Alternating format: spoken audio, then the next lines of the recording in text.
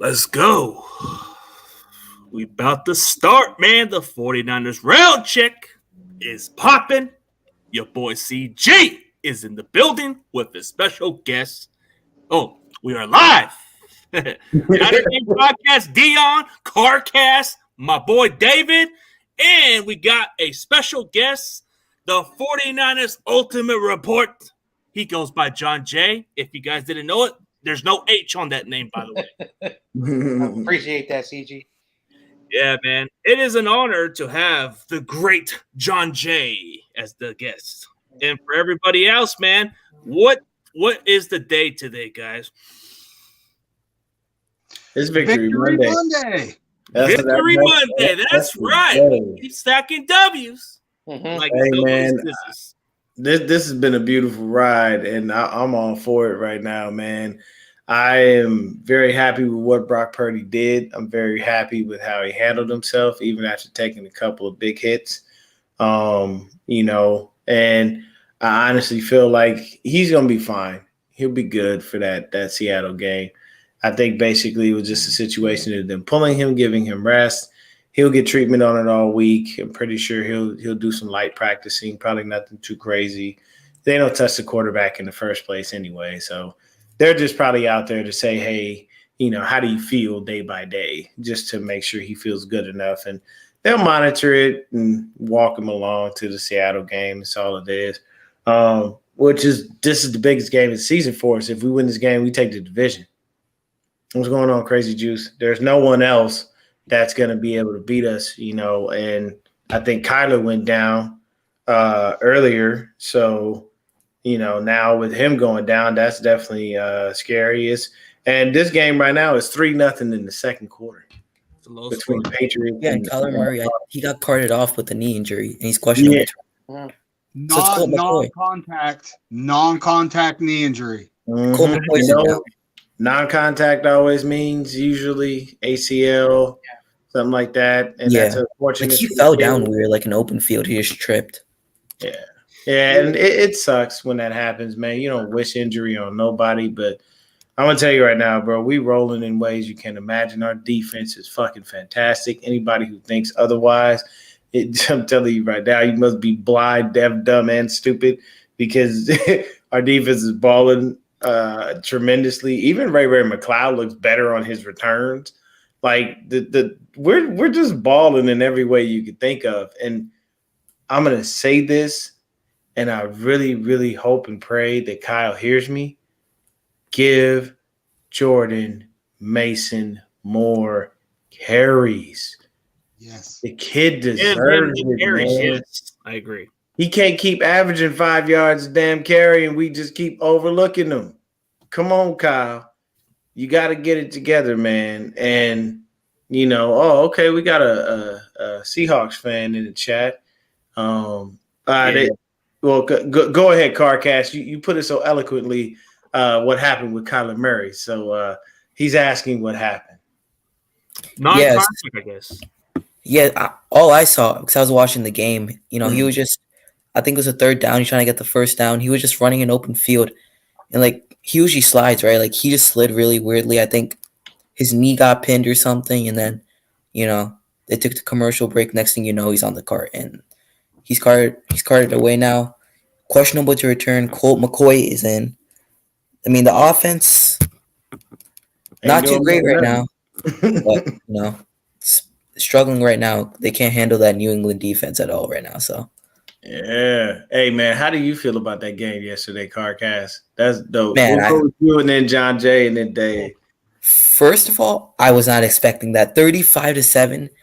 And, man, 7th round rookie draft pick, last pick in the draft, Brock Purdy, coming in with momentum after, he basically won us that Miami game, right? Because people say Jimmy Garoppolo, he mostly played all of that game, but Jimmy Garoppolo, he really got injured, early in the first quarter, and Brock Purdy had to come in and manage that game for the rest of the way. But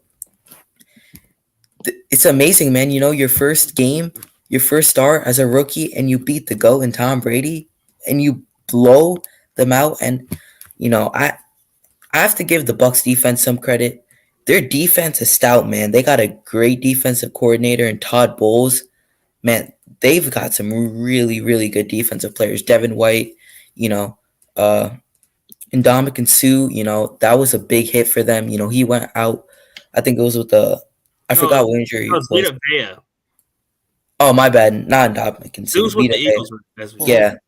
I keep thinking Sue's on the Bucks, but he had such a huge impact with them. But yeah, Vita Vea went out. He was questionable. Shaq Barrett was out. Their two starting safeties were out. So, we really got to take advantage of, Brendan Ayuk with the touchdown, Christian McCaffrey. That was just a beautiful pass. And goddamn, Christian McCaffrey with the body control, keeping himself in bounds. That was a beautiful play, man. It was like 43 yards, yeah. Down the left hash. That was a beautiful pass and catch.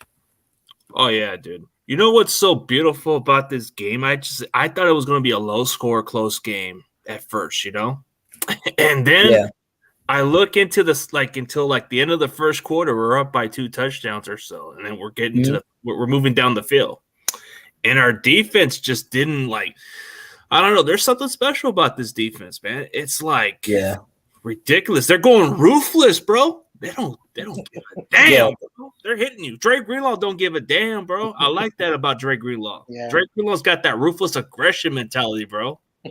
Yeah, and the one thing that really scared me coming into this game was the Bucks passing game. I know Tom Brady's taking a step back, but Tom Brady gets the ball out quick still. And he's got some playmakers on the outside. He's got Chris Godwin, Mike Evans. Mike Evans really didn't have a factor much in this game. I think he had 4 receptions for 44 yards. But really, they have Julio Jones, Chris Godwin. Man, they've got some playmakers on the outside, and mostly all game, they really couldn't throw it down the field. They had one big completion to Chris Godwin. I think it was in the third quarter. He just ran a seam route. Brady threw a dime right over Fred Warner's head. Chris Godwin went up and made a play on the ball. But really, they couldn't even get the ball moving. They had to throw checkdowns, screens. It all came from yards after the catch. They really couldn't get anything down the field, and that just shows how good our defense is. Our cover guy, Charvarius Ward, he locked up Mike Evans. Who else? Lenore did a good job on his coverage. Yeah. He was on point.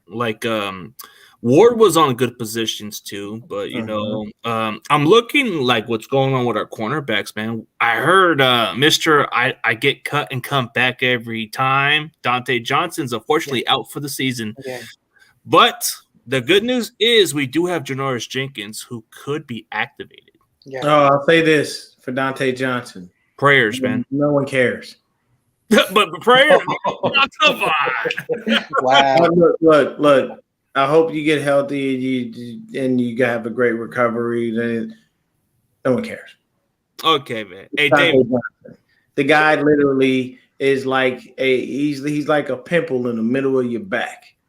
You want to pop it, but unless there's someone else around, you're never gonna get to it. That's true. And even when you do pop it, he seems to come right back. This dude he continually gets on the team and he never does anything. And the only reason that they keep him is because he's familiar with the system and he can play all 5 positions from the defensive back standpoint. He's not great at it or barely even good at it. He's serviceable at best, but it's Dante Johnson. This is why I'm sorry. I'm one of those dudes. I don't report on players I don't like. And Dante Johnson annoys me because I feel like he just knows where all the dead bodies are buried. Because there's no way that dude can go. He can go and tear his ACL or he can get cut. He goes home. His woman probably says, "Babe, are you looking for a job? What are you talking about? The Niners will call in a few minutes. Don't worry about it. Even if it's just a week, they'll call." And it happens. And he winds up back on the damn team. So, wish you health and recovery, sir, but wish you to be on another team. Man, it's harsh, but okay. But David, what do you got to say? We beat the stuffing out of the Buccaneers. We were beating them so bad. Tom Brady was crying to the refs every play. It's like, bro, you need to save that for divorce court. But, it was so lopsided. They cut the game off. Yes. Yeah. And pushed it to the Seahawks, losing to the Panthers. That was great. Seeing the Seahawks lose to the Panthers was great. It's bittersweet because I didn't get to see my team finish the game, but I did get to see Seattle lose. So it's kind of, one of those things. But I mean, we played great. Our defense was frustrating Tom Brady. He couldn't. He was moving the ball here and there, but couldn't get a drive done. They did score one touchdown, so Yeah, they that got was a 7 sweet points. touchdown. That was such a lucky touchdown. I don't even care. That's exactly it. See, it was lucky. But yeah, our defense was on point. They keep playing like this. The sky's the limit, even with Mr. Irrelevant at QB. And I have to say, he's looking mighty relevant to me. Yeah, I ain't got no problems with that kid, man. Like, look at what we've done as a squad this year, and just take it all in and be happy about it. And when you see a fan of an opposing team, just make sure you're very braggadocious and boastful about it, because we literally got a coach fired along with his DC in Carolina after we beat the brakes off of them. We literally got ourselves kicked off of television because we just kicked Tom Brady's teeth in. Like, look at the things that are we're on a 6-game win streak. Like, look, bro, we don't have any issues. Like, this is a good time to be a Niner fan, man. What's going on, Boats? And when you think about it, it's crazy to see that you're doing all this with your third string quarterback. See, because everybody will say, "Oh, well, your starter went down in Jimmy Garoppolo." He was the starter at the moment, but technically speaking, he's the backup. So we went through first, second, and now we on third string. And Lord willing, Purdy plays. I think he will. Lord willing, Purdy plays. If he doesn't, we'd be on the 4th string quarterback, trying to just piece together the last bit of the season. But I would say, I don't think that happens. I think we're pretty good. I think we'll be fine. Yeah, let's see what John Jay says, man. But I think we're playing house money now because this third string quarterback is pretty much like we got nothing to lose, bro. Well, for me, this game, it's been a long time where I can watch a 49ers game and say, yeah, I'm just going to watch it because we're winning, support my team. It wasn't stressful. That's the biggest thing. A 49ers team that does not stress me out. But I do want to talk about Brock Purdy for a little bit and say that there were some things that I saw that really, really made me excited moving forward after this season. Whatever the final game of the season, we have a good safety net. If Brock Purdy's the backup to Trey Lance, or if Brock Purdy somehow takes that job from Trey Lance, and again, everything's speculation for right now, but we have a quarterback in our room where we could depend on. And one thing that I really saw, and my favorite throw was, and rewatch everybody, was the throw to Brandon Ayuk down at the boundary. And I asked this question on my show earlier. I've watched Jimmy Garoppolo in the time he's been here, and in the only 2 games that Brock Purdy has played, I've seen him roll out more, play action, escape the pocket, run for a touchdown, and not a Jimmy sneaking touchdown like we see. No, he dropped back, surveyed the field, ran through to the tackles and the defensive line through the open for the touchdown. And that reminded me of a quarterback who I forget his name, but at the end of the day, those were some really, really good vibes. And the throw to Brandon Ayuk, let's go back to that throw. Brandon Ayuk was down the field, 3 players in front of Ayuk, 1 player behind him, and hit that ball down there. Ayuk caught it, fell into the end zone for a touchdown. I like the throw to CMC, that nice throw at the boundary, which is right there at the end line. Good throw. Brock Purdy made some really good plays. And the biggest thing that I like is that this is the reason why you don't want a stationary in the pocket quarterback. You want a guy who could be able to roll, move around, extend plays with their legs. That's what a quarterback should do when the pocket breaks down. And Brock Purdy, I think he's only thrown the ball a total probably close to 50, 55 times out of those 55 plays.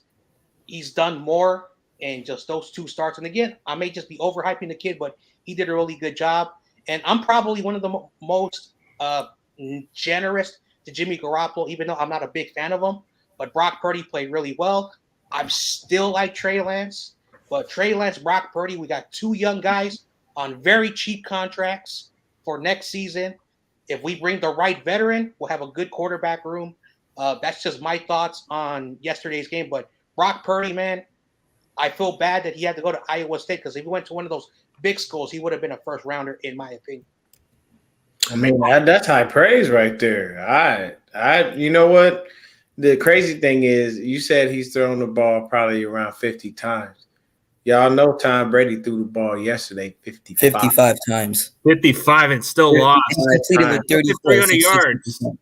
Bro, I got the stats right here. Tom Brady, 34 of 55 for 253 yards, 1 TD, 2 interceptions, quarterback rating of 36.1. QBR 36.1 and a quarterback rating of 63.7. Now look at Brock Purdy, 16 of 21, 185 yards, 2 TDs, no interceptions, no sacks, a QBR of 92.8, and a quarterback rating of 134. And that's because he wasn't asked to throw the ball as much because the running game was working, dude. McCaffrey and Mason. But McCaffrey and Mason are actually making this running game more easier for Purdy, dude. Like the fact that he only threw the ball 21 times tells you that he didn't have to do too much. Yeah, Perk Dog. That's a little something in there, man. It's all right, Kirkcast. You can say what you want, man. I was just trying to explain. No, I completely agree with you. You know, when you have big time players on your team like CMs, it's obviously going to make the quarterback's job easier. You know, you've seen Jimmy Garoppolo come out in press conferences and say, people ask him, "How's it like having Deebo Samuel on your team?" He's like, "Hey, it's amazing when you have a guy like that, right? Who can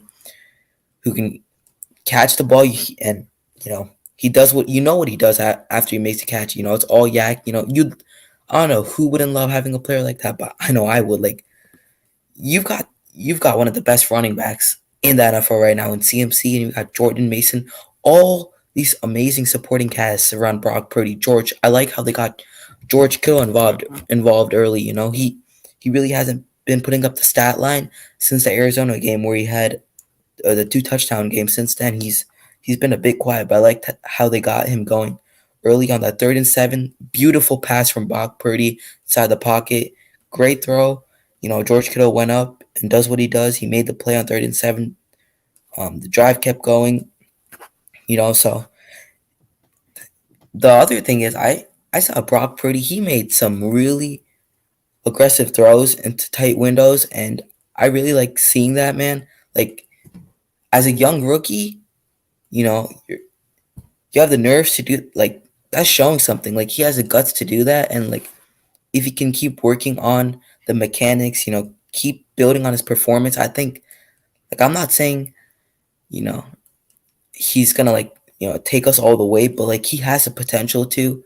We might go all the way with Brock Purdy. I'm not saying we're not, but you know, it's still a 2-game sample size. So, you know, I still want to see more from him, but this is a step in the right direction, in my opinion. Confident. Okay, yeah. He looks confident. That's what I'm gonna say. He looks like he looks like he's someone that is an NFL veteran. He doesn't look like a rookie. This is what I'm seeing. And I mean, when it comes to his game, look what Jimmy G was doing.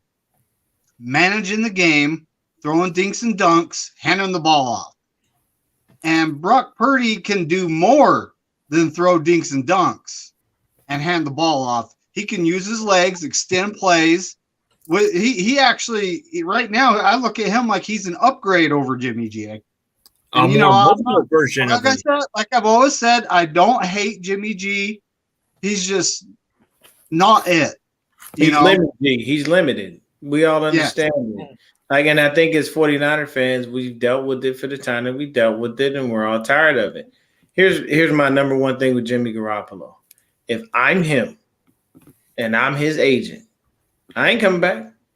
I ain't touching the damn field. Nope. I don't even want to be activated for the playoffs. You know why? He about to fuck my money off. I am going to get money from one of these quarterback needy teams. I am the hottest free agent quarterback on the market. I will be 150% healthy by the time they need anything from me. By the time they want me to sign on the dotted line, my medicals will have cleared. I will be perfectly fine.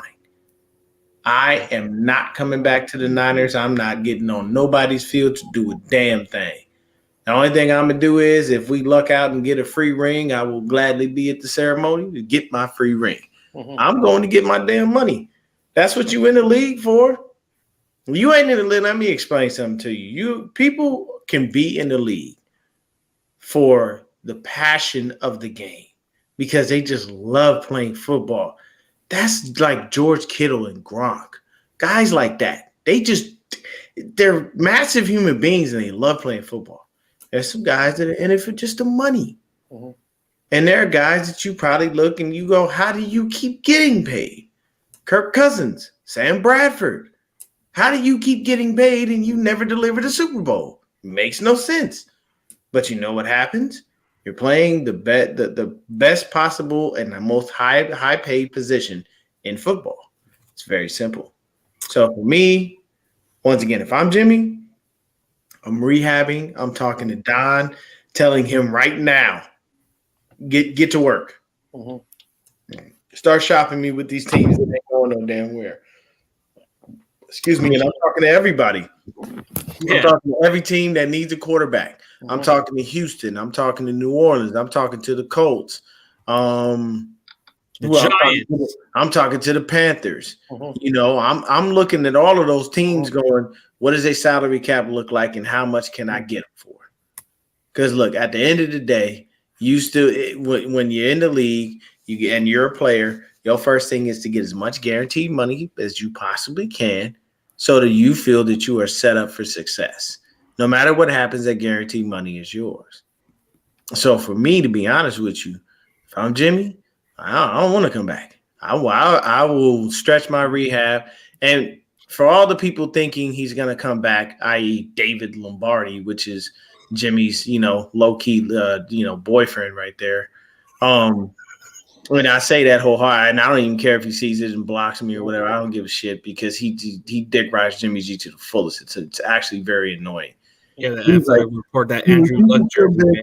6 weeks, he'll be ready for the playoff.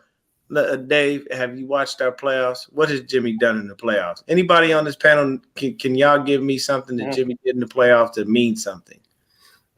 He didn't do too much. Stephen A. Smith to the bench. 160 yards average passing, 74.1 QB rating, 4 TDs, 6 INTs. He's done nothing. Yeah. Sure. So why would we want him back for the playoffs again? To come in there and be a statue? Screw it up? No. Let me explain something to you. If Brock Purdy keeps playing the way he's playing, what reason is there for me to bring Jimmy off the bench at all? I'm not giving you back this team. We are rolling, and the kid is balling. Yes, this is nothing to lose, man. This kid's playing with some fire, man. Mm-hmm. Yeah, he's got some serious moxie. Like he doesn't, and he. I will say this: I won't call him Mr. Irrelevant anymore because he doesn't care for it. Mm-hmm. But the one thing that you see from him is you see the leadership. It sucks that our backup quarterbacks initially. When Lance first got here, it's sad that Lance and Brock Purdy can come out, and when it's about the negative things, it's on them. But when it's about the positive teams, it's on the team. But Jimmy, everything is on the team. I mean, it blew my mind when I literally watched Zach Wilson have the balls to come out and go. He didn't let his defense down, and it's like, bro, that was definitely not the right response because I'm telling you, if I'm in that locker room and I played my heart out and held the team to like 3 or like 10 points and you couldn't do nothing, the minute you come in that locker room, I'm going to look at you and go, so you didn't let us down? Get the fuck out of here with that shit. I don't care if you are the quarterback, bro. Knock that off because you have to look at it from a standpoint, what has happened on this team a lot? Jimmy has let the defense down. Why? Because if the defense has a bad day, which can happen from time to time, no defense is void of that. Mm-hmm. we expect Jimmy to be able to dig us out of that hole. Mhm. He can't. Yep. If we get into a hole and I feel like it's Brock, we might be able to get out of it. Yeah, I agree. Like so back to the playoff question. It is so funny that Mark Sanchez has a better stats than Jimmy Garoppolo. And I'm not saying, Mark Sanchez, was a great quarterback. It's just in the playoffs he did way better. When he was a rookie, he helped that Jets team go to the AFC Championship game. That's a fact.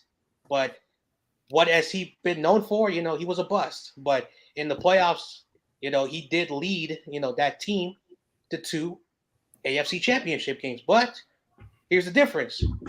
Jimmy had a good defense, and all the times he's been here, Mark Sanchez had a really good defense, and all he did was what Jimmy should have done, manage the game. And that's the thing that, I get it when some people tell me, I shouldn't be too hard on Jimmy. I criticize him and I praise him. And that's why people on both sides don't like me. But at the end of the day, Brock Purdy, and again, there's nothing that I have issues with Jimmy Garoppolo. It's just that I've been watching this football team since Kyle's been here. And yes, compared to all the quarterbacks, Jimmy, way better than Mullins, Beathard, and Hoyer. Those guys are not franchise quarterbacks. So, of course, Jimmy's numbers are going to be inflated. So, the point is that, plus, it also says that, even Kyle said, after 7 weeks, he has to rehab. Basically, he's not even rehabbing yet. So, it's a very redundant, thing that, he's going to come back. So, after that, he needs 3 months to rehab after the 7 weeks. I just don't – I don't want to sound too mean and negative, but that's the fact. But sorry, CG. No, it's all good. But when we're talking about Jimmy Garoppolo, man, it's like you look at the statistics, bro. I know it's mostly a running game and a great defense that bails them out. But we don't know what Brock Purdy's going to be in the playoffs. But we know it's a lot better than Jimmy G. We know it's a lot better because he can move and roll out the pocket. He's a little bit mobile, and he throws the ball to avoid a sack. Like, he kind of avoids sacks. Like, there's some plays. When you watch how Brock throws the ball, bro, that's where Jimmy gets sacked. He throws it in front of the guys going towards him, like those edge rushers or whatever they were going towards him, and he threw the ball. Usually Jimmy just goes like this and moves away and gets sacked, but he threw it right on the money to was it to McCaffrey or Ayuk, one of the two. But he was getting – I think that was Ayuk when he got blasted. But the only thing I can say about Purdy that – I dislike is he doesn't have the necessary arm strength. And we all knew and understand that when we drafted him. He's not, he's not going to be throwing 70, 80-yard bombs down the field. It's just not going to happen. But he can still put the ball where it needs to be. And with the type of players that we have, there's no reason why he can't continue to do that. Drake Greenlaw, bro, that man had the nerve to get the ball he intercepted Tom Brady with signed by Tom Brady. Now, mind you, when he came up and told the story after the game, he was basically gun shy about it. But Fred was like, man, hell no. Hey, Tom, you going to sign the ball? Like, it's nothing. And I'm like, I think at this point in Brady's career, it doesn't matter even if he just got his ass handed to him. He's just appreciative that people that are still playing the game at an extremely high level appreciate his existence. And, you got 7 fucking Super Bowl rings. If I kicked your ass, I definitely want you to sign my jersey. And I'm going to put on that jersey. I'm putting the date. I'm putting the, how much we beat you by. Like, that jersey will go in a glass case, never to be touched, only to be viewed. It's going to be surrounded with fucking laser beams and shit. And I mean, that's just basically what it is. Are you sure that Tom Brady didn't go, yeah, I'll sign that. Please don't kill me if we play in the playoffs. That's why it gets signed. I'm just kidding. I'm just kidding. No, but if you think about it, Drake, he did tell Bosa to be nice on Twitter. He did tell him to be nice. Oh, dude. For the game. Did. Like, the way our defense played against Tom Brady in that offense, bro, the Niners defense should be arrested for abusing elderly, man. Come on, man. Yeah. That was so abusive to the poor old Brady, man. Like, shout out to Tayshaun Gibson for finally getting a pick and not setting up Talanoa Hufanga for a pick. Because I know he was happy when he finally got that one, man. he got 2 picks this year, but yeah, but I mean, he's the last couple of times he's pretty much set Huff up for a few interceptions. Yeah, a couple. I'm sure Huff is grateful. One thing on Huff, man, he's got to get his eyes out of that backfield and cover better on those coverages. But that blown coverage on Mike Evans is him. And I saw that he was trying to communicate, but it doesn't work like that. Huff, you got to get better at it. That's one of those weaknesses that we need to work on because we're going to play against a certain team that's probably going to be a lot better in the playoffs, and they're going to probably expose that part, man. And it's probably not going to be a flag call at that, so we better clean that up. Hufanga's young. Yeah. You know, he's a second-year player. This is his first year starting. You're going to have a few things happen here and there, but as long as he learns his lesson and he does better, that's what matters. Yeah, but it's gonna matter in the playoffs if they do this again, dude. We got to work on it. I like Hufanga. I like that he has the veteran instincts, but those type of coverages, it has to be fixed in the playoffs because what if they don't call another penalty? Then what? Big touchdown play, whatever, dude. We can't ill afford that. But that I've noticed that's pretty much been one of our weakest links. Is that spot? It happens with Hufanga at times, and I like Hufanga. Don't get me wrong. Gotta cover a little bit better, dude. Yeah. At times. Yeah. Okay, let me ask this question to the panel, and we'll start with John Jay, and then we'll go the other route. We'll go Dave, and then come back around. Who was the X factor in that game from yesterday for us on offense? See, I'm gonna go with Christian McCaffrey because he ran for a touchdown. He scored a touchdown. He had over 150 total yards. That guy, whatever, and I saw him in Stanford, and I thought he was going to be a bust, but after watching them, I think after like 4 or 5 seasons now, because Stanford, they don't really produce good running backs, but McCaffrey, whatever he does, in the week before, some days he'll lead a team in receptions, some days he leads the team in running the football, and 153 total yards, 2 touchdowns, that was the guy who basically had half of our rushing yards, and Debo didn't really do nothing even after he got hurt. Ayuk had some good moments, Kittle had some good moments, but the only person that had the stats that did a lot was CMC, Christian McCaffrey. That was my X factor on the offense. What about you, Dave? I'm going to have to throw the whole O-line on here. Even McGlinchey, I can't believe, he's part of the O-line. So he's and Brendo too? But they were opening up holes for both the running backs. Jordan Mason had 11 carries for, I believe, 56 yards with a 5.08 average, so he did pretty good too. And I mean, they were on fire. Tampa Bay's front seven, no joke. Those guys are no joke, and our offensive line actually looked pretty good against them. So, heck yeah. Okay, so all right, Carcass, I guess you got to go answer the question for the X factor on offense. I'm going Deebo Samuel. Okay. Even though he got injured, I mean, it's obviously a huge loss, but I feel like this is the one game where Deebo actually got utilized as much as I thought he would. I didn't think there was going to be, because this entire season, Deebo wasn't really much of a factor for this offense.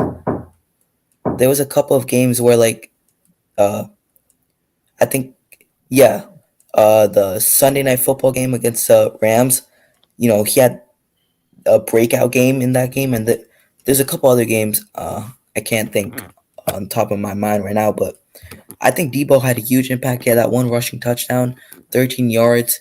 That was a huge way to get the Niners on the board and, keep riding that momentum for the rest of the game like we did because we blew out the Bucs. So that was a huge part in the game where he got that touchdown.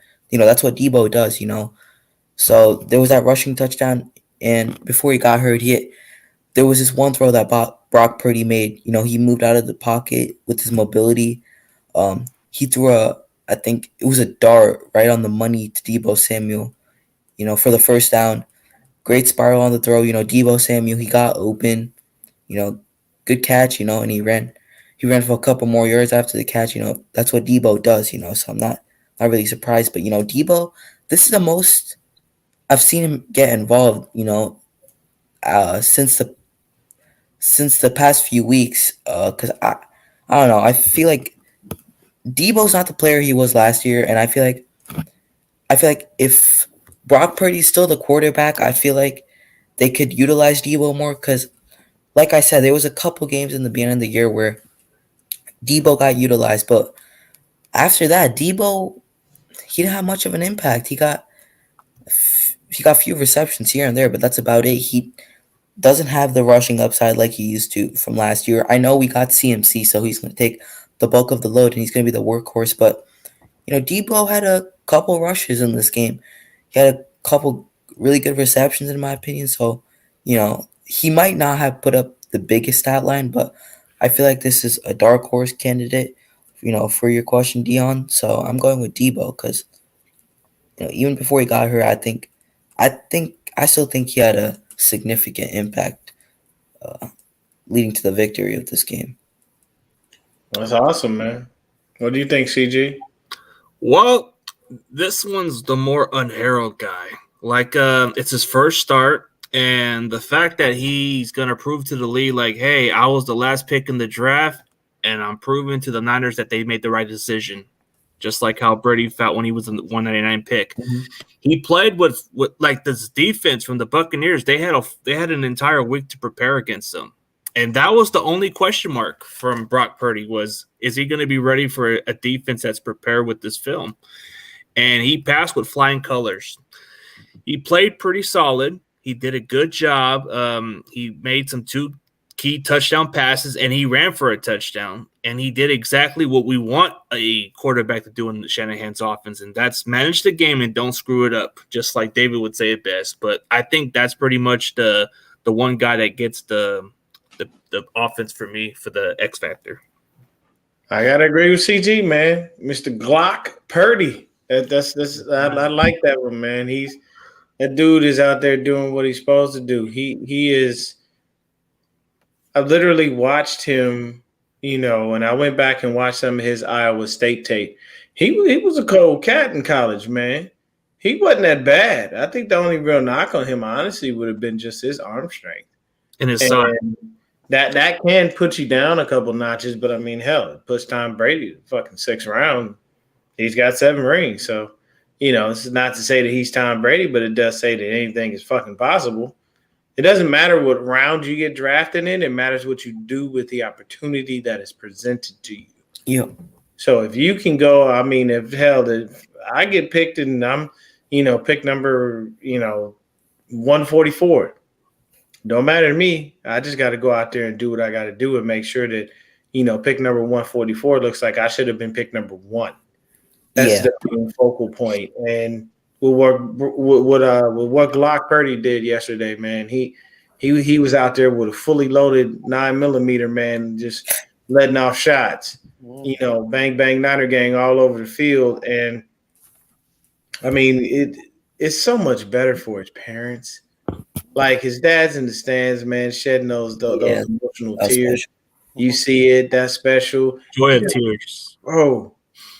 Listen, I've been in stadiums and I've chanted people's names. I know what it does. Bro, have you ever heard the stadium chant, Jimmy? Not that I can know of, but they chanted Purdy like he was. They chanted Purdy as if like Rudy, bro, won the fucking Super Bowl. Like he got that kind of attention, literally off of beating the brakes off of Tom Brady. And I know that quarterbacks don't actually play each other, but from a literal standpoint, but the starters wind up getting named certain things and dueled in different ways. But that man, bro, Brock was awesome. And then for me, I'll start it off defensively. Dre Greenlaw, bro, that dude, big play Dre is in full effect, and he has been awesome. I love everything that he's doing. I'm sorry, man. I am definitely my favorite player on defense is Huff. I'll give him that much because I love me some Talanoa. I like me some Greenlaw personally. My favorite player on the defense is Warner. Warner, yeah, everybody has it. Well, since we said it, okay, John. Well, who's your favorite player? Mine's Greenlaw. Yeah. You see, my favorite player. Well, first of all, if he's watching, shout out to Fred Warner Sr. He does follow me, but I'm a big Fred Warner fan. Okay. The player that stood out to me the most, like there are a few. Davis. There are a few, but one of them was I want to get his name right. Tayshaun Gibson. Yeah. He like in his stats, like he did it all. He basically forced an incompletion, got the interception, which that's all they're going to talk about. He had 4 tackles. And Tom Brady really looked awful because of our pass rush. Nick Bosa, of course, didn't get a sack, but he did pressure Brady a lot. But Tayshaun Gibson was everywhere. He was everywhere on the field. When you force an incompletion, that's a pass deflection. Also, when you get an interception against Tom Brady, he may not be younger than he was, but that's still a big accomplishment. He took it for 36 yards and 4 tackles. So that was one player that stood out to me. The defensive line, give them their props. They made Brady basically 4.6. I did buy the numbers earlier in my show. 4.6 per attempt. He was not throwing the ball deep. So the pass rush did a really good job against Tom Brady. Oh, my bad, Roberto. How long were you waiting, bro? I didn't even notice you were down the. Man, I've been waiting like for 5 minutes. Oh, my bad, man. I didn't even notice. Yeah. Hey, Sorry. Hey, man, sorry, I'm kind of late, man. I'm eating, so I had No to. worries. All right, I didn't know I was waiting you 5 minutes. I didn't even notice until I saw something under. But Yeah, you had me waiting for 5 minutes. I'm like, hello, you see me? I want to say what's up to my boy Roberto, my Warrior fan. You about the Lakers, man. What's up, Roberto? What up? No, but he's also a Warrior fan. I forgot to. You love the Lakers, man. So stop lying. You love Lakers. You love the Lakers. Yeah, we do. I mean, we suck this year because of Anthony. Yeah, they suck, man. But Lakers all day, man. Yeah. Hey, they were talking about offensive players. Roberto, you can pick any player who stood out to you. Who was your X factor against the Bucks?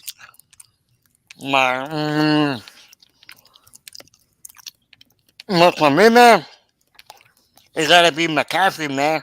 Oh, okay. I like it. There you go. Yeah, I went with that catch. Woo, man. That was a great catch. With the catch. Man. What's happening, Lawrence Jackson? What is up, man? Yeah, for me, it gotta be McCaffrey. Mm-hmm. You got my boy from straight out of Compton. I'm just playing. He's cool. No, he's a good dude, but he's from Las Vegas. But I like that dude's energy. It's funny. But I don't know what I like about Dre Greenlaw. I just like the fact that he came as a foster care kid and he just was driven by this. He was meant to play in this league. And we got him. The story is awesome. And then what they said, like right before he came in, right when he got drafted, how he helped the young lady make sure she got home, and she wasn't assaulted because she was at a party. And I mean, hey, when you're in college, you are everybody understands. Yeah. Even if you didn't go to college, how these parties can get, and things can happen, and there are some horrible people out there. Yes. But Dre Greenlaw was one of the few people that was a good person and did that. And that young girl's dad sung his praises, and he said straight up, he was like, "I'll forever follow that guy's career because of what he did for my daughter." And it's like, yeah, man, that's you want somebody like that around for your kids if something goes down like that. You truthfully do. So his character is unmatched. And then when he goes on the field and does the shit he does, Trash talks, it only man. gets better, man. Like, I mean, bro, let me say this.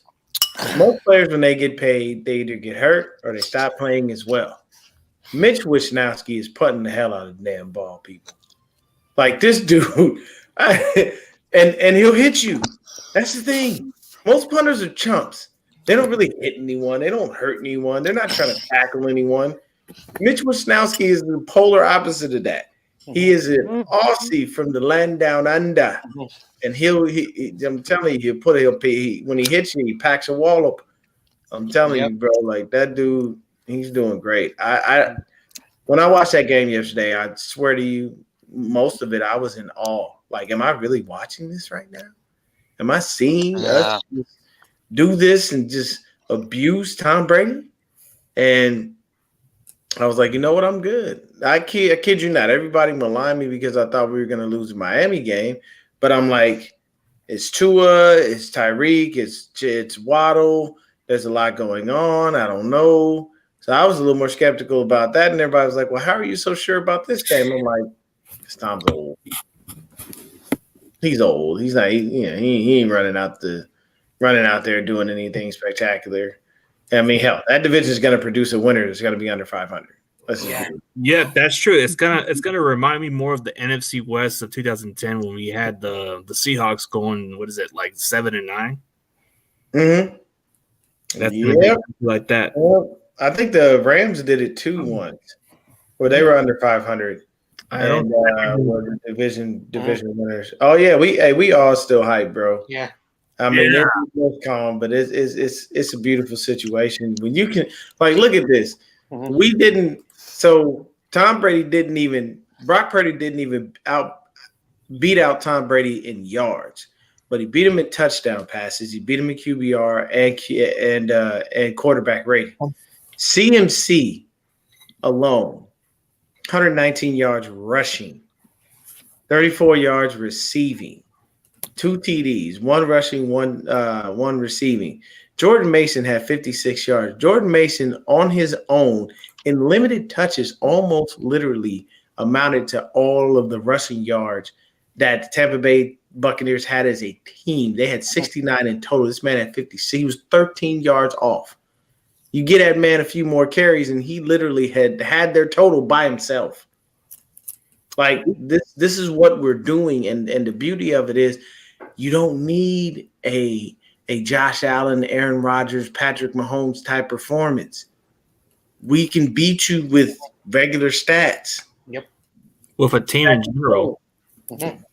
Snatch your soul and keep on pushing, man. Mm-hmm. Yeah. And it's kind of crazy, Brock Purdy, he didn't get sacked one game.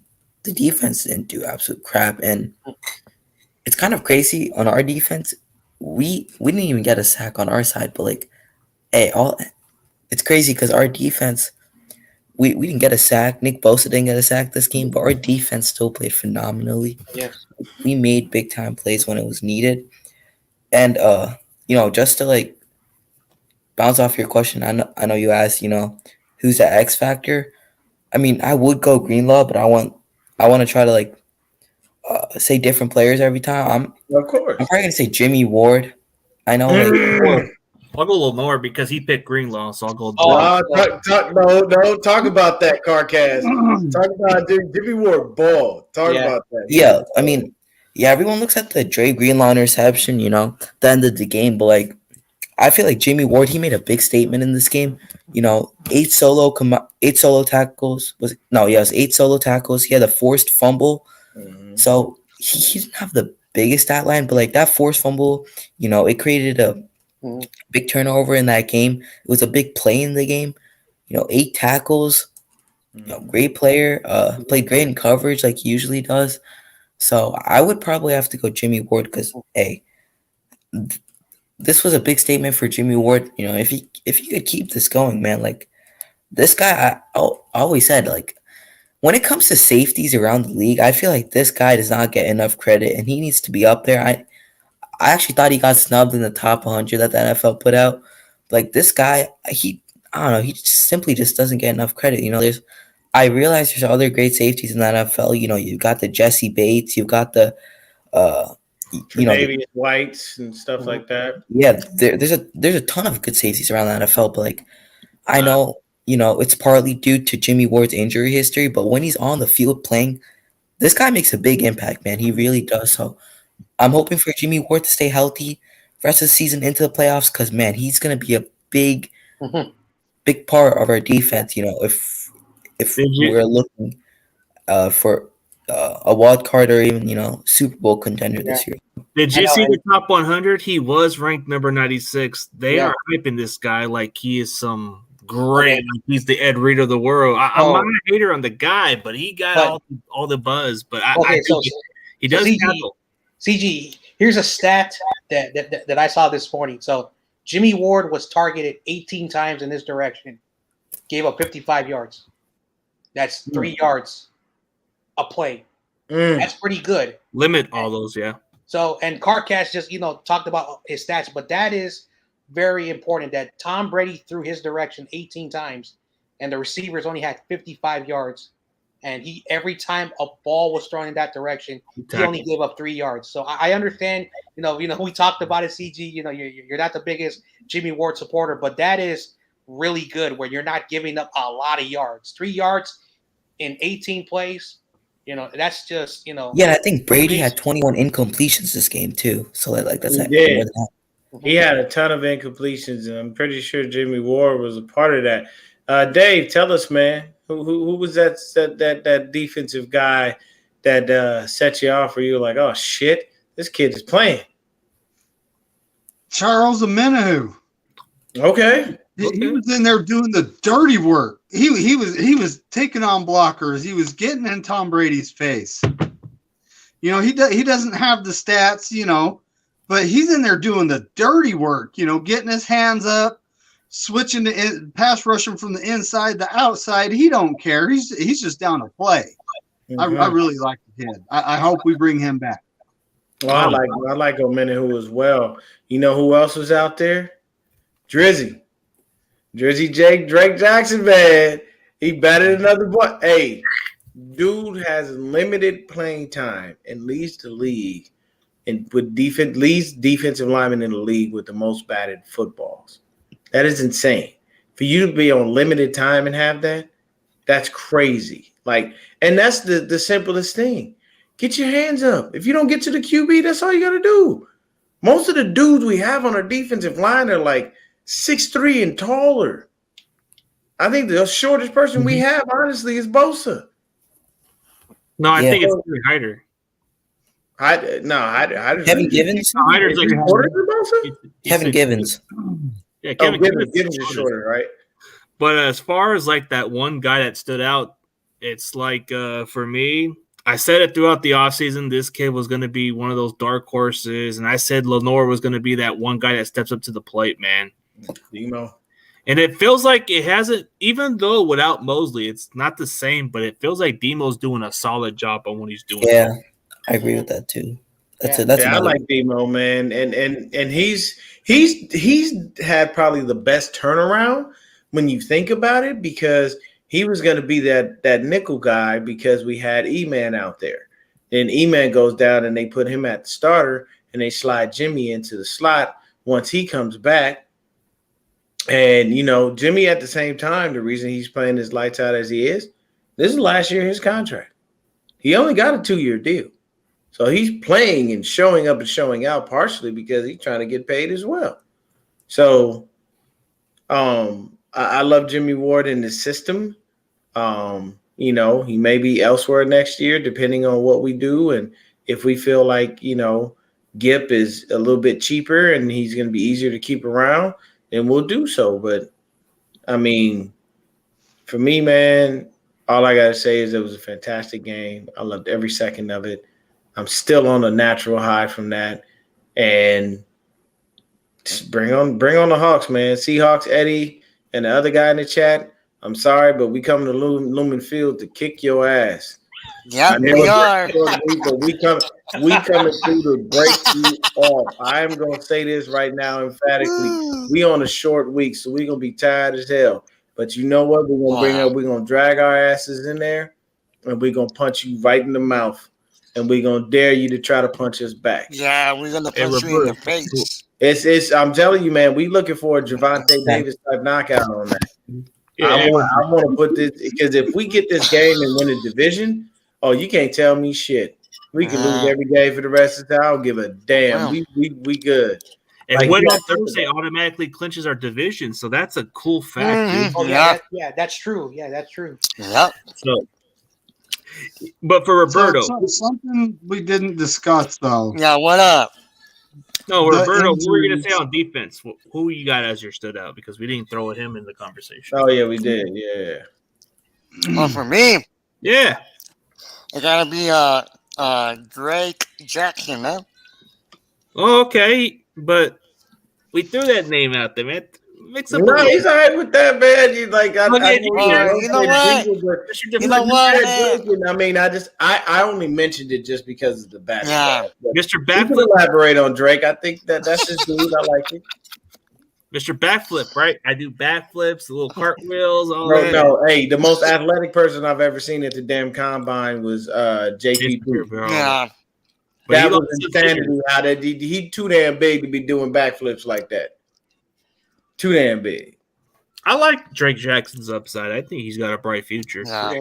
Oh, guaranteed. Yeah, and also like I want to say to my boy Seahawks Eddie, just like I said, it's nothing personal. It's business. It's Oh business. yeah. It's what people don't understand is see, like I'll tell you this: when we play the Saints, I ain't talk to my mama. I love my mama to death. My mom is my everything, but she's a Saints fan, and she knows when we play each other, it's war. There ain't no love. She'll talk. She will literally text me and talk shit about whatever she scores touchdowns on, like literally, and she's not playing about it either. Like literally, if I was at home. Yeah. It would have been. It literally would be a house divided. It'd be a war zone because we're not playing. But when we shut them out, then she can say. She didn't say nothing all from that game alone. That's crazy. Oh no, she didn't. She didn't even want to talk to me for about 2-3 days after it. She literally was like, "Don't text me, don't call me, don't say a damn thing to me."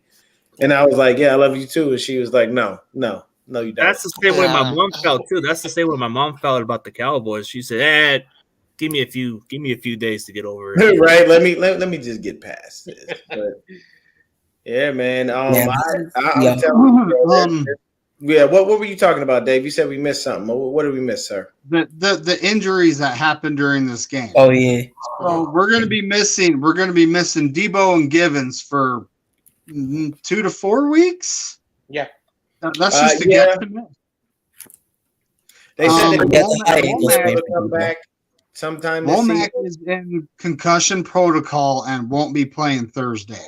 So we'll probably get Janoris Jenkins to go out from the practice. Yeah, they'll probably have to promote him. Yeah, so basically everyone said, so basically the ankle is a normal ankle sprain, no worries. But when I was looking at when Debo was holding his knee, it was an MCL. The good thing about MCLs, they heal up slowly. There's no surgery, but he's gonna need some time. Probably like a minimum, depending on how Debo's body, how it recovers. He could be back, probably by the start of the wild card. So that's good news that Debo is not shut down for the year. But that's still great news. The ankle is good. The knee's a little bit, shaking up. But you don't have to place him on IR or nothing, right? No. It's just an high. I hope so. He'll just be inactive. Yeah, it's just a high ankle sprain. He's expected to return at some point during the regular season. Good. We need to save those for other players that are coming from IR, man. My belief is the only person coming from IR that's gonna come back is gonna be Javon Kinlaw, and he ain't gonna do much of nothing. He's gonna return to practice. He's returning to practice this week. Yeah, so they say that Kinlaw's not gonna play this game, but he should be available for the next one.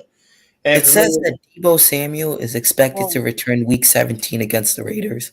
Yeah, the Raiders. So I have a question. The Raiders? Ooh. Yeah. Does anybody know this? If you open a practice window to a player, that's not counting them as the player you just took off of IR. That's just opening their practice window, right? No, you are pulled off of IR if Yep. your practice window has been open, because once they activate your practice window, they have to activate you. At the 3 So weeks. he'll basically, I think that's the case. So I think the only person coming off probably right now, to be honest with you, is going to be Javon Kinlaw. I know we wasted one on Curtis Robinson, a linebacker who's worthless and has never done anything for us. I literally have never even seen the guy. Like, our linebacker. I didn't even know he was on the roster. I didn't. The only reason I knew he was on the roster because we No, waited special for teams, an IR spot on him. He's a special teamer, but he didn't even do shit on special teams. Like, literally, you want to know who does stuff on special teams? The people we picked up. Flanagan. Jordan Mason. George Odom, awesome on special teams. Jordan Mason, awesome on special Warren teams. Burks, whatever his name is. Charlie Warner, he's good on special teams. Like, we have Sam Womack, great on special teams. Curtis Robinson, who are you and why are you here? Why are you waiting for a roster spot, man? Why did we waste a Oh no, Hufunga's good on special teams as well. Is that who? Hufunga. Oh yeah, Huff. Yeah, Huff. Oh yeah, Huff. Oh, Jordan Willis is very viable when it comes down to it sometimes, like that block. oh yeah. Yeah, man. But I mean, those injuries happen. It sucks. Honestly, I say don't bring Debo back until the playoffs. If we win the game on Thursday, I sit him. Nope. I don't care if you help me sit your ass down. How did Jawan Jennings do? Because I didn't really pay attention much to him. He didn't really do much of anything. JJ had, let me tell you, one catch. I think he had like one catch. He wasn't doing much of anything really. Yeah, hold on. He was blocking defensive backs. Well, his blocking. He was pancaking fools. Well, I'm just saying as far as like his actual receiving. He plugs DBs down like it's nothing, bro. I like his little mentality. He can knock out. Well, his aggressive nature winds up, and I like his aggressive nature because it gets penalties for him in favor of us. So it's like he be honest with you, man. Like when you're on the field, it does it would definitely piss you off if a guy just basically forced you into a position that you didn't like to be in, against your will. Hell, I mean, you see what happened with George Kittle a couple of years ago when we were playing the Falcons, and he basically bull rushed that dude into the end zone and flipped over. They caught this dude laughing people like it was funny to him. You're playing football, a gladiator sport where any hit can take you out in any time. And George Kittle was giggling like it was funny. It was funny. That just tells you that we've got some real football players, man. But some dogs. Yep. Damn, he said Seahawks about to get baptized. Oh, they're going to get baptized for sure from the Lord of Jesus Christ, man. They're going to put them. Yeah, but the difference is we ain't letting you up out of that water. We're going to hold you down. Pray Seattle that you guys have a miracle because we're coming in with a winning streak and we're coming to dominate. Hey, we're playing in Seattle. It's always tough. They have our number. It's going to be a great game. And for the Rams, forget about your title. I don't think they have it no more. The Rams. Seahawks do have some injuries. Their running back isn't playing. Yeah, Kenneth Walker is questionable with the knee. Their backup, DJ Dallas, he's probably going to be inactive. So they're probably going to roll. They're running back. Homer, that's what they got at running back right now. Homer and Tony Jones. Tony Jones is like the greatest thing in the world, bro, that you pointed out. Their running backs never stay healthy. They always want to get it. I want to see Travarius Ward against Big DK Metcalf. I want to see that. That's going to be a good matchup. Hey, that's a whole man right there. DK ain't no joke. I'll tell you that much. I would love DK here. Oh my God, in a Niner uniform. Oh my God. Bro. Hey, John Jay, what were you gonna say? So CG, tomorrow you're gonna talk to that Seahawks fan, who he's a know-it-all and he thinks his team is so great. Just remind him that he's gonna lose to Brock Purdy. Yeah. He's talking about yeah. He's talking about season. That's what it is. Talking about Noah. Yeah, the other guy. Noah. Squabbo. Oh no, Noah. Yeah. Hey, you know what he even said? You know what he even said a week ago or something? He said that he already has the idea that he's going to lose this game and pie himself in the face anyways. He already knows. Hey, I just want to be there when he pies himself. Just like Pale did? Hey, did you guys see Did you All see I what gotta say Dale? is really, Yeah, I really saw quick before I get up out of here. I think All we right, about an hour and 5 in. All I have to say is, Rams fans, where you at? Come into my chat and get this smoke. You busters were in my chat running your mouth all season long before we played you. The first time we played you, y'all disappeared. And magically, the second time you showed up running your mouth. And then after we beat you, you disappeared and I ain't seen you since. Come into my chat, get this smoke, stop running from it. You Vermilion Sports Report, all of you. Yeah, Rudy. I want all of you there because you know what? You running like some chumps. Y'all acting like y'all don't want to smoke. When I lose, I'm man enough to go in there and just let y'all have at it. Y'all need to come on into my chat the next time I do a show, which will be Wednesday, and get it together because we beat the brakes off of y'all and all this the champs are here and we're so great and rah rah rah rah rah rah rah. Look at you now. You going back to the playoffs? No. You have no playoff hopes. Oh, I You're not did. even on the outside looking in. You know, like they're really gonna think they're gonna thank Baker Mayfield's your savior. He's not gonna do shit. They're gonna make the playoff. No, he ain't about to pull them out of this No, that's what purgatory they're that they saying. dug That's themselves what in. He had one good game. He had one good game. Now they're all hyped up for him. That's what they're saying. Technically, Like the Raiders choke. Rudy's saying it right now. Rudy just said it on one of his that's a different posts. It says if Seattle loses and this team loses, the Rams make. Dude, how the hell are they going to make the playoffs, bro? They're not going to. They can't make the playoffs. And the number one thing about the Rams is, excuse me, you have to figure out what you're doing for next year because Matthew Stafford is not going to be your quarterback. I'm going to tell you right now, he's going to play out the last year of that contract just for probably the money, and then he's gone. He's going to retire. Matthew Stafford got the one thing that was eluding him his whole career. That's a Super Bowl ring. Well, you know what else? Matthew Stafford has the stats to get into the Hall of Fame. He may have not won many playoff games. He may have not barely made the playoffs at that, but he had a lot of 4,000-yard passing seasons, and he threw a lot of touchdowns. So he has the stats, and now he has the ring, and that matters. People out there, there are lots of people in the Hall of Fame that don't have rings. But let me tell you something. As a quarterback, it's almost all but a requirement that you have one. And it helps your chances when you do. I'll tell you right now, you know who else is going to the Hall of Fame? Aaron Rodgers. But you know what? He only has one. And he was supposed to be touted this overly fantastic quarterback. Kirk Cousins is lauded as a good quarterback. He ain't never win no goddamn Super Bowl. These are things that happen. But Purdy looks good. I'm happy. I have no complaints. As long as we keep winning, that's all we It's can on do. to Seattle, bro. That's me. Yeah, I'm just taking it one game at a time, honestly. I'm Yes, not sir. gonna get Let's see what he I'm not does getting against nothing. Seattle on a short week because this is where it's a different type of situation because a short week can be a quick turnaround or it can be something. This is a I challenge. think this was a home game. So if it was an away game, we would have to come back from where we were playing and then probably get on the flight on Wednesday and then go all the way to Seattle. And that, you know how Seattle is. That's We're gonna have to go down Seattle for sure. But hey, for you guys, I know we've been going on longer, so we'll end this on a high note. But Carcast, really quick. That's Yeah. how I can tell you're definitely a Fred Warner guy. Because you said just take it one game at a time. What did he say in the post game? one game at a time. One game at a time. He's definitely 1-0 at a time too. Yeah, he said that too. 1-0. Gotta play that 1-0 mentality. Like every game is always 0. So, but for you guys, man, we like to say it's a great show. And John Jay, appreciate you appearing as a guest, man. For anybody else that hasn't checked out John Jay's channel, you can tell everybody where they can find you on your social media platform.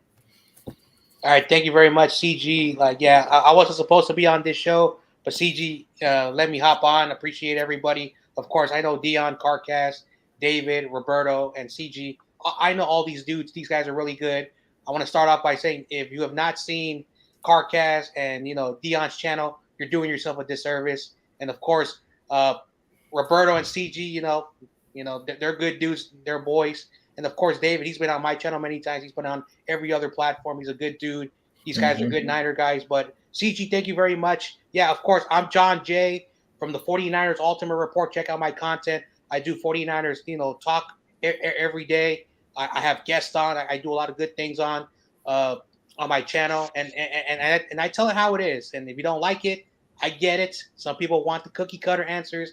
I will tell you the truth, even if you disagree with me and we have different points of view. At the end of the day, we are all 49er fans. No one's better than nobody. Everyone has different opinions, so we got to respect that. So that's where if you want to go and have your personal opinions be heard, check out the 49ers Ultimate Report. Thanks again, CG, for having me on. Yeah, no problem, guys. And for my boy Dion, you guys can look for my guy on Niner Game Podcast, but you can tell them where they can find you, brother. It is Niner Game Podcast on YouTube, at SwiftD on Twitter, and 49er_Dion on Instagram. Carcast, let them know how to find you. Yeah. Just Carcast on YouTube. My Twitter's kind of weird. I mean, it's like my name, but like there's like numbers after it, but like I don't memorize the numbers. So I think it's like I first created Twitter, right? But like I think they gave me like a random like thing or whatever they do over there. So like I forget what it is, but you just search up my name and then it probably pop up. So that's my Twitter. I'm usually on. I mean, I really like taking a step back from Twitter. I don't tweet a lot. I only tweet if I'm going live, but I don't tweet on a regular basis. But like, you have an Instagram, just Carcast. So I'm trying to like mainly focus on Niner content over there, but like, just not been doing that. So I need to get into that. But yeah, you can find me on my YouTube channel. I'm probably gonna be doing a play-by-play of the Seattle game on Thursday. So probably be doing that. So we'll see how that goes. But yeah, that's where you can find me. All right, for everybody else, man. I know, David, man. I know you're not too much into your content, but if they ever have a chance, are you ever planning on doing some content down the road or no? I do plan on doing content, and right now it's just going to be my name, David McNew. But I'm going to have to, come up with something snazzy and look at all these names that are taken. That's going to be a hard thing to do, I will.